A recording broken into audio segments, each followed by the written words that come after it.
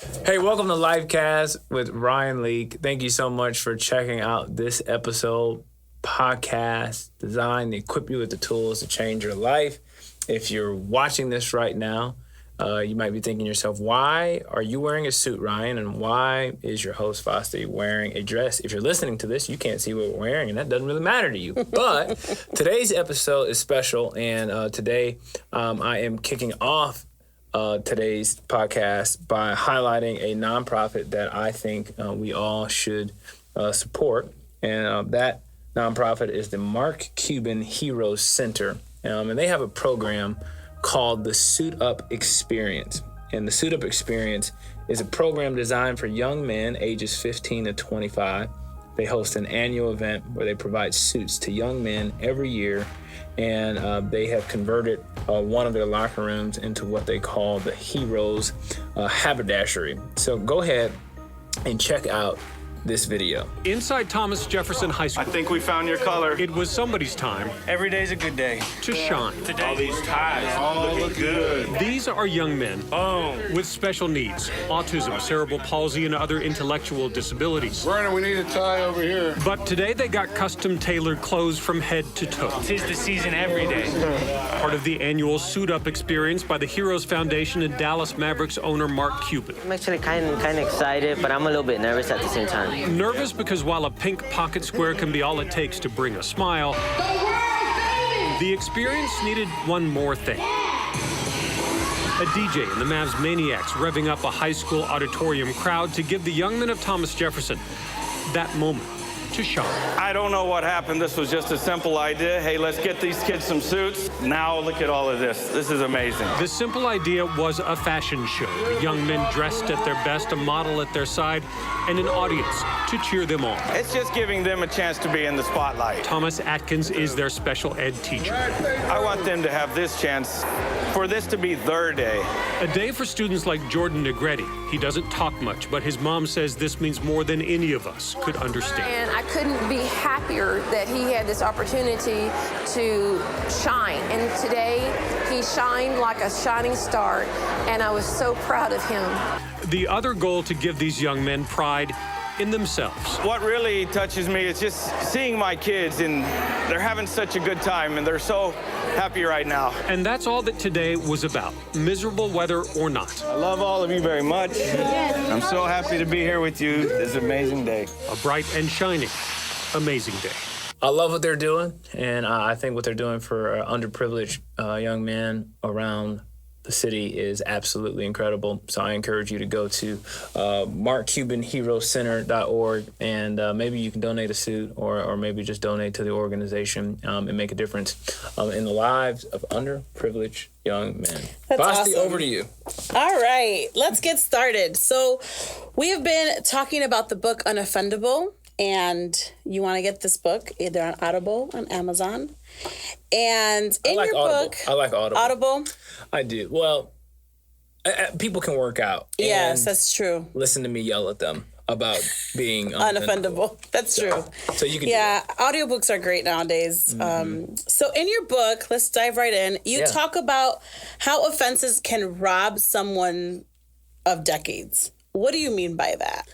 I remember I was at the airport. I met this guy who had just won a fitness competition, and he started crying in the terminal, and he said, "Man, I'm sorry to get emotional, but I just won, and I didn't have anyone to celebrate with." And I was like, "Oh my gosh, man, I can't believe that." So I said, "Man," so I just started talking to him about his life, and this dude ripped, jacked, and I just thought, "Man, tell me about your journey and how you became, this fitness monstrosity." And what I ended up learning about him is that he said, "Man, in middle school I couldn't get a date, and I was bullied." And I thought, what an amazing destination you arrived at, but I wonder if you got there for the wrong reasons. I wasn't concerned about his physique. I was concerned for his soul. Mm-hmm. There was a brokenness that I sensed from him that I thought, man, how many times have I sat across the table from someone at coffee or at dinner, and they were bringing up a brokenness that was from 2-3 decades before that. And so sometimes a person is 45 and 55 years old, still complaining about what their father told them when they were kids. And I'm just going, man, that's horrible what your dad said in 1975. It's just like, let it go. It's a long time. Like, and so it's not to diminish what they said, but the time in which they said it. It's like, man, we have to be careful that we don't rehearse the worst of humanity, that we don't replay in our minds the worst things that have been said to us over and over and over again, because we run the risk of losing decades of our life. And sometimes I heard this story about Ted Turner, and I don't know the validity of the story. So, and there, it was an evangelist that told the story. So, so they could have been making the whole thing up. But I will reshare it. Yeah. Saying, hey, this could totally not be true. But Ted Turner, when he became a billionaire, who owns TNT, TBS, all those companies, when he was notified that, hey, you just reached the billion mark, the story goes that he slammed his fist on his desk and said, "Are you proud of me now, Dad?" Wow. And I've never forgotten that story. And I'm going to Google that as soon as this podcast is over to find out how true or not true that is. But it does speak to the sentiment of a lot of people that are in that position, that are constantly going, man, if only my dad would be proud of me, if only that there was someone to applaud me. And sometimes we can just carry that thing into our 30s and 40s and 50s and 60s, and before you know it, you've missed out on a lot. And so sometimes what I'll just say out loud, and it's kind of funny when I first say it, people kind of squint, but I have this saying, no one's at the lunch table anymore. They're not there. Sometimes you are trying to prove something to a group of people who's not paying attention. Yeah. At all. They're not there anymore. And so it's like, all right, some people have bought houses, and if you really looked inside the motives of why they bought that house, it was to impress someone they used to go to school with, and hoping that by some chance the photo of their brand new home makes it onto their news feed. Flexing. Yes. And that they're and it's just going, that's a bad reason to buy the house. And so I've just seen old wounds ruin people's future, and I don't think it has to. And it's what you said, it stems from a brokenness. You know, it stems from just not dealing with those, issues. So how does one combat that? What do you do with your own past offenses? I think each and every one of us has a certain degree of energy, mental energy, spiritual energy, physical energy. Offense requires so much energy. Holding on to that requires so much energy. And so part of that is making a decision about where do you want to put your energy. And for some people have a certain degree of creative energy that sometimes they are wasting thinking about someone else, In another episode, we talk about this idea of what do we call it? It was the Which one? life space.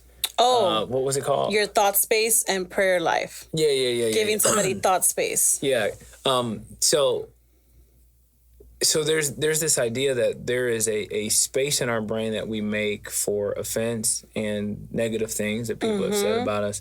And I just think we can spend a lot of exhaust way too much energy on the wrong things that could be used towards our future. I think about what you've done in the last year, what you have spent your energy doing to get better at so many different things. I think about the energy you've put into working out. I think about the energy you've put into every time we talk to you. You're always reading a new book. You're always trying to get better at something.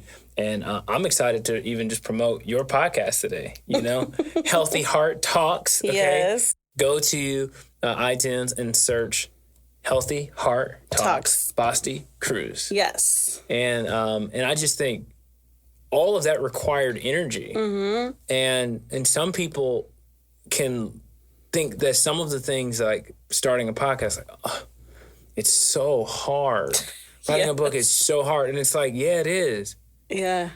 But so is a lot of things. Yeah. You know, and it's like, you think about the energy that is required to hold on to an offense. It's like, you could have been using that energy To do something else. to go figure out how to start a podcast and go figure out how to, I mean, Yes. people assume like that, you know, whenever you like start a podcast, it's like, oh, so you knew what you were doing. I was like, No. not at all. How this podcast got started, I walked up to Zach Stone at the church and I said, hey man, I'm getting ready. And he said, I'm in. And I was like, I didn't even tell you. I didn't even tell you what I was gonna do. He goes, dude, I trust it. I know you're going to me. He's like, I'm in for whatever you need. I'm just going, okay. So I literally started asking him questions about audio and like what I needed to get a podcast started. And he basically would just send me homework. You need to go get this mic. Okay, cool. And I'd send him audio samples. And he goes, you need to change this. All right, now you need to send the mic to the host. Okay, now you need to, and it was just like, figuring it out. Those things require energy, and it's like, so it's not that it's easy, it's just that I think it's about making a decision of like, where do I want to spend my energy? Yeah. And it's not that I'm just going to forget that you ever said anything, but I think every single day, each and every one of us has a choice to make about how we're going to spend our day, how we're going to spend our time. And sometimes when you have filled your life with so much purpose, sometimes you don't even have time to think about. I've had enough people say enough offensive things to me that I can't even remember 90% of them. And part of that is every day I am waking up full of purpose and full of things to do. And sometimes that's me hanging out with my kids. Sometimes that's hanging out with my wife, or sometimes that's writing a book or recording a podcast. But I think we've got to be guardians of our energy. And I think that's offense has robbed us of so much energy. It's not even fun. I agree. I think it's so easy to hold on, I think, for people to the anger, the resentment. Yeah. And I think once they let it go, they look back and go, what? I lost all that time, you know, especially people that say, I let that go, but it's still there, Right. you know, and it's still like festering in their life, and you can see it, you know, in different aspects of their life. So how can someone turn down some of those voices that have offended them? Because that's something that people, they don't want to do that. I feel like it's the, you know, that saying that says the wheel that squeaks the loudest gets the most attention. Right. I feel like that's the same way for people that have been offended. Their thoughts are like the loudest. Like, you're nothing. You're never going to amount to anything. I never believed in you. Whatever. You're nothing. So I think this is real. This is huge. Because we all have a proverbial they that exists in our minds that is a peanut gallery of critics that keep us from moving forward all the time. And I think that what we must do is we must ask the question, who is they? Who is they? Yes. So one of my favorite questions to ask people whenever someone brings me, albeit a rumor about the church or a rumor about me or people are saying, and I'll say, what people? Yeah. Who we talking about? Give me a list. Well, you know, well, I guess I talked to two people, or sometimes somebody will say, people want us to open up right now. We got to get this church open right now. People are out there talking, and I'll just go, who? What people? And what ends up happening is it's not that nobody said it. It's just that it was two people. And so one of the mistakes that we can make is believing that one person's opinion is everybody's opinion, or two persons' opinion is everybody's opinion. And so we do a lot of copying and pasting of going, well, everybody must think this way. And I just don't think that that's true at all. And I think we have to put people's voices in a proper perspective. It's in opinion. Maybe it's two people's opinion. But I think one of the things that I learned from Brene Brown that has been transformational for my life is this idea of a square squad. So it's not this idea that I don't care what anybody thinks. No, it's actually, I'm actually choosing a group of people to care about what they think, because I know they're for me and they want the best for me. So they might say something that's hurtful. They may say something that's helpful. But I've given them permission to be on my square squad. So how she describes it is a 1-inch card by 1-inch card. And she says you put as many names as you can fit on that, which isn't a lot. Not a lot. If you don't make the card, you don't get a voice. You don't get a vote. And so I think that's been very helpful for me to be able to say, okay, it's not that I don't care about what anybody thinks. It's just that, man, there are some people that I've put on this card on my square squad that I value their opinion, and the people that are on it have very different perspectives than mine. They look differently than me. Some of them vote differently than I would ever vote, and they just come from completely different walks of life, and so I just value their perspective. I say vote completely differently than I would ever vote, but I don't even know that that's a thing for me. but so anyway, because I'm just not a politically charged person whatsoever. But nevertheless, I think a square squad is huge for people to be able to get their equilibrium of going. I'm an avid believer of that square squad. I talk about it. Shameless plug here in my episode 1. Oh, okay. I talk about it because in letting go of relationships. Go ahead. Give us a preview of episode 1. Go ahead.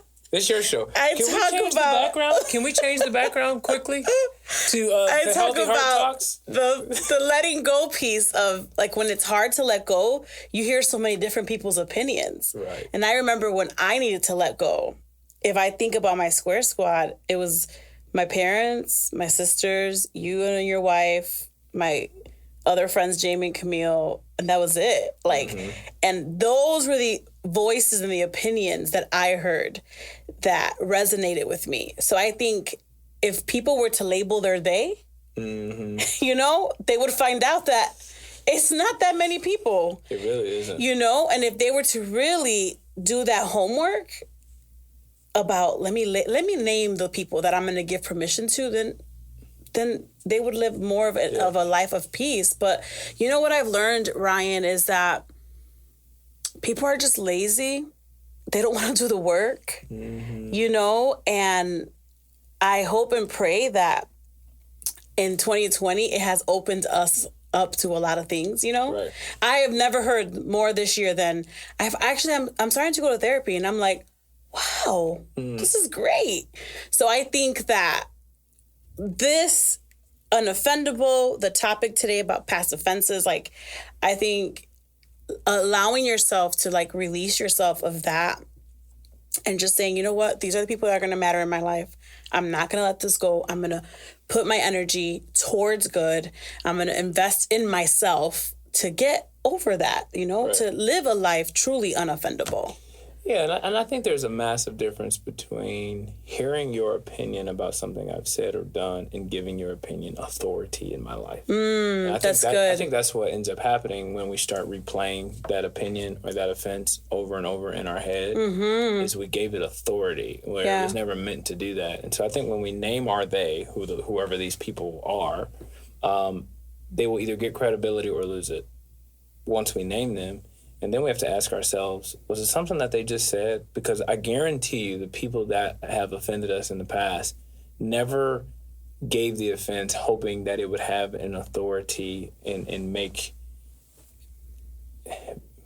immobilize us sometimes. And it's also interesting because some people don't realize when they say things, how it falls on that person. Oh, good. You and I had a conversation about this. Yes. Remember? Yes. I had a season in my life where I felt like everything that I said to everyone was either offending them, hurting them. And I'm like, what's going on? And I remember you telling me, like, when you're a person that has a voice of influence, people are going to lean in a little bit more.